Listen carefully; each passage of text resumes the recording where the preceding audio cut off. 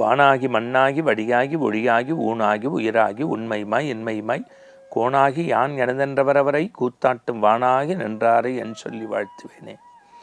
பஞ்சபூதங்களுக்கும் ஒவ்வொரு தலத்திற்கும் ஒவ்வொரு அதிபதியாக இருந்து உலகையும் உலக மக்களையும் காக்கக்கூடிய சிவப்பரம்பொருளை சிக்கனை பற்றி இன்றைய நிகழ்வுக்குள் செல்கின்றோம்.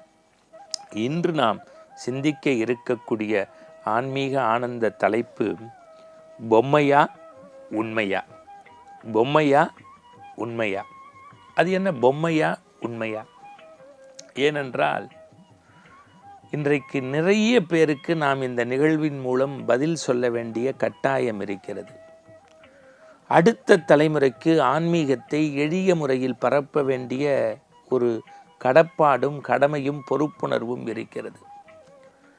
ஆன்மீக நிகழ்வுகளுக்கென்று ஒரு பிரத்யேகமாக நேரத்தை ஒதுக்கி வழங்கக்கூடிய நம்முடைய ஜெயா தொலைக்காட்சியில் இன்றைய நிகழ்வு பார்க்கின்றவர்களுக்கு பணிந்து சொல்வேன், கடவுளிடத்தில் வழிபடுகின்ற போது நாம் வாரக்கணக்கில் மாதக்கணக்கில் கணக்கு வைத்து அந்த காலத்து பாட்டி கோடு போல நான் 6 வாரம் அம்பாள் கோவிலுக்கு போனேன் என்ன பயன், 6 வாரம் முருகன் கோவிலுக்கு போனேன் என்ன பயன், 8 வாரம் ஆஞ்சநேயருக்கு போனேன் என்ன பயன், 3 வாரம் முருகன் கோவிலுக்கு போனேன் என்ன பயன், பயன்தூக்கார் செய்த உதவின்னு ஒரு வார்த்தை படிப்போம்.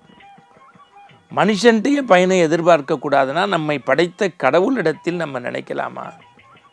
முதல்ல சுவாமியை நம்ம உண்மைன்னு நினைக்கணும். என்ன நினைக்கணும்? சாமியை உண்மைன்னு நினைக்கணும். இப்போ நான் சொல்கிறேன் பாருங்களேன், அண்மையில் சில தினங்களுக்கு முன்பு கிருஷ்ண ஜெயந்தி நம்ம கொண்டாடினவங்க எல்லாருக்கும் தெரியும். கிருஷ்ணர் எப்படி இருப்பார்? புல்லாங்குழல் வச்சுட்டு மேலே அற்புதமாக மயிலிறக வச்சு வண்ண உடையணிந்து நம்முடைய எண்ணமெல்லாம் அவர் பக்கமே சாயக்கூடிய வழியில் இருப்பார். அந்த மாதிரி ஒரு கிருஷ்ண பக்தர் தன்னுடைய வீட்டு அலமாரியில் முதல் படியில் கிருஷ்ணரை வைத்து நாள்தோறும் ராமா கிருஷ்ணா கோவிந்தா வாசுதேவான்னு சொல்லி பூஜை செய்தார். சுமார் 7 வாரங்கள் செய்தார். சனிக்கிழமை சமார்த்தன மாதிரி அக்கார அடசலும் அண்டா நிறைய புடிகோதரையும் வடையும் சுண்டலும் வைத்து நேவேத்தியம் பண்ணி எல்லாருக்கும் கொடுப்பார். மகிழ்ந்து இருந்தார். ஆனால் 8வது வாரம் அவர் மனதில் ஒரு பிணக்கு. 7 வாரமாக நாம் கிருஷ்ணனை நினைத்து உருகினோம், பாடினோம், பலவித பிரசாதம் செய்தோம். ஒரு நாளும் கூட அந்த பாஞ்சாலி புகழ் காத்த கிருஷ்ணன், பாரத போர் முடித்தவன், நம் பாண்டவருக்கு உரிமையுள்ள பங்கை கொடுத்தவன் நம் கண்முன்னே வரவில்லையே, இது என்ன கிருஷ்ணா கிருஷ்ணா, நாம் எந்த செயலை செய்தாலும் கிருஷ்ணார்ப்பணம் என்கின்றோமே, நம் கண்முன்னே வரவில்லையே என்றார்.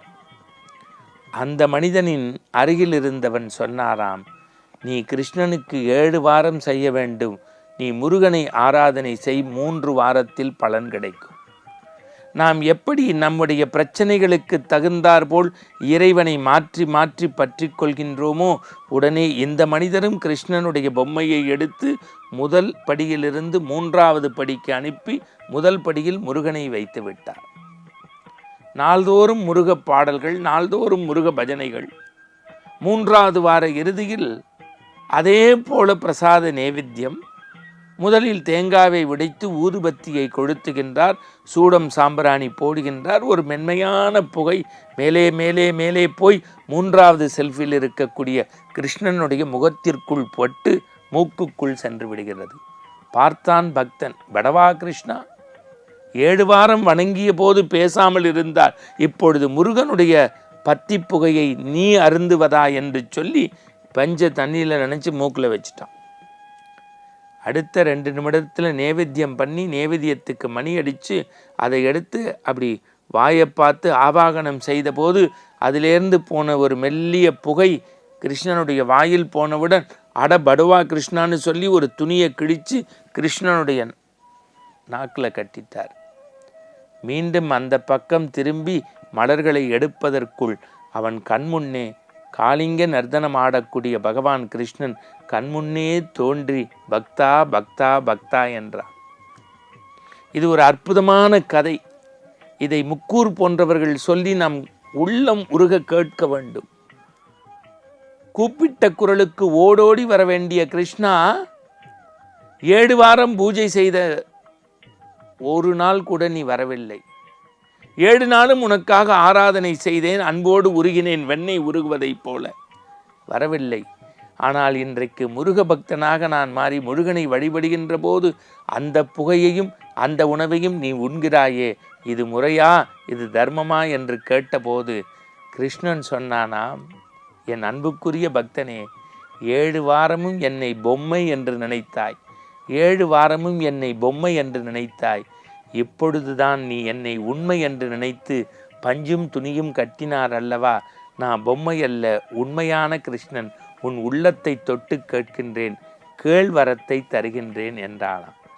இது ஒரு வேடிக்கை வினோத கதை என்றாலும் கூட என் அன்புக்குரியவர்களே, ஆண்டவனிடத்தில் கணக்கு பார்ப்பதை நிறுத்திவிட்டு அக்கார அடிசலை அண்டாவோடு படைப்பதற்கு முற்றுப்புள்ளி வைத்து அன்போடு மனதை உள்ளத்தை உருக்குகின்ற நெய்யைப் போல கிருஷ்ணரிடத்திலோ முருகனிடத்திலோ அனுமனிடத்திலோ நீங்கள் ஒருவரை மூலமாக பற்றி கொண்டு உருகினால் கடவுள் பொம்மையல்ல உண்மை என்பதை உள்ளம் உணர்ந்து ஆனந்தம் பிறக்கும். மீண்டும் நாளை சந்திப்போம். வணக்கம்.